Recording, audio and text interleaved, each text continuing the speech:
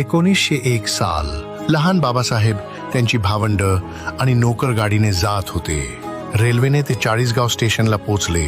पुढचा प्रवास बैलगाडीने करायचा होता, पण बैलगाडीवाल्यांना कळलं हे महार आहेत. सगळ्यांनी नकार दिला. उन्हाळ्याचं तापतं ऊन, लहान मूल, तहानलेलं, थकलं होतं. तासन तास वाट बघूनही कोण तयार नव्हतं.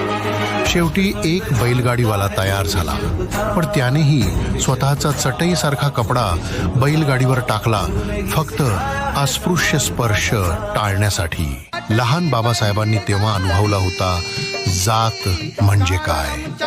हीच जात जगण्याच्या प्रत्येक टप्प्यावर त्यांना वेढत राहिली.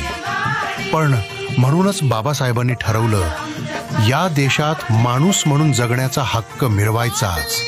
ज्याचं बालपण बैलगाडीच्या अपमानात गेलं, त्याचं यश विमानाच्या आसनावर पोहोचलं आणि जगभर भारतीयांची न्यायाची लढाई गाजवली.